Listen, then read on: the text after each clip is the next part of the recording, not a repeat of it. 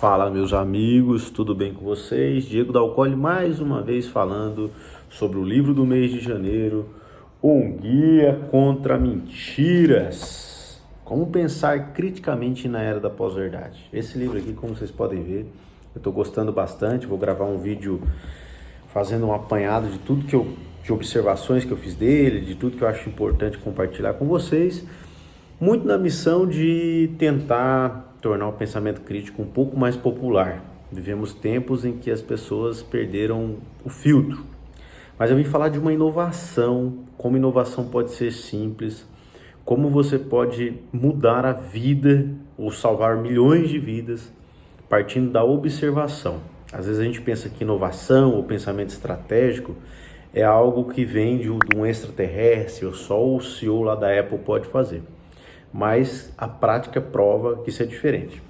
Eu vim contar a história desse tiozinho aqui. Esse tiozinho era médico numa época em que o método científico ainda não era tão refinado. Ele faleceu em 1865, ele tinha só 47 anos, a expectativa de vida não era tão alta nessa época. Vamos lá, na página 219 desse livro, que ele está falando sobre argumentação e argumento por dedução. Então, esse médico aqui, que eu não sei a pronúncia do nome dele, é um nome húngaro, então eu vou deixar o nome aqui e a foto dele aqui durante esse tempo que eu estou falando do grande feito dele, tá? Então, na maternidade geral lá de Viena, ele tinha duas alas, né? Uma com a mortalidade tremenda após o parto e a outra ala com menos casos de morte pós-parto. E aí ele começou a observar, né, sem implantar um método científico ainda, que como eu disse, não era tão refinado, e ele levantou a primeira hipótese.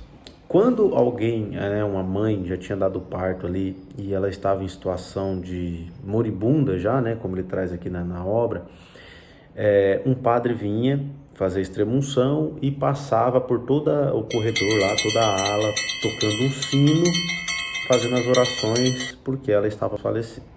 Então ele levantou a seguinte hipótese: a presença do sino e do padre aumenta o risco de infecção. Qual que é a implicação dessa hipótese? Se o sino e o padre não estiverem presentes, a infecção não aumenta. Então ele conseguiu convencer as enfermeiras e o padre a passar por um outro caminho, e isso acabou não se provando verdade. Então a implicação que era se o padre não estiver presente e o sino, a infecção não aumenta, não se provou verdadeira. Então, a hipótese é falsa. E aí, ele conversando com um amigo que era estudante de medicina, e ele se cortou com o bisturi e ficou gravemente doente quando ele estava fazendo a autópsia de um cadáver, certo? E aí vem a inovação, ou a percepção. Ele pensou, se cortou com bisturi e aumentou a infecção, quais são os médicos que fazem os partos na ala 2. E aí ele notou que os médicos da ala 2, na sua maioria, eram alunos de medicina, que faziam as autópsias nos cadáveres também. Vamos lá. Qual que foi a hipótese que ele levantou? A presença de agentes contaminantes dos cadáveres nas mãos dos médicos aumenta o risco de infecção. Se os agentes, e aí a implicação da hipótese, se os agentes contaminantes foram neutralizados, a infecção não aumenta, certo? Então hoje, 2023, parece óbvio, mas naquela época eles não lavavam a mão. Os médicos saíam de uma autópsia de um cadáver e iam fazer um parto sem fazer a devida lavagem das mãos, ou seja, levavam as bactérias para essas mães e matavam essas mães logo após o parto. Ele implantou um processo que era o quê? Após realizar uma autópsia, o médico deveria lavar a mão com cloro antes de fazer um parto. Ele com isso ele baixou a taxa de mortalidade dessa divisão de 18% para 2%, lá em 1800 e bolinha. Então, eu estou falando aqui que de 100 partos que eles fizessem, eles iam matar 18 pessoas, a partir daí só 2 pessoas morreram. 16 vidas foram salvas a cada lote de 100 mães que davam à luz.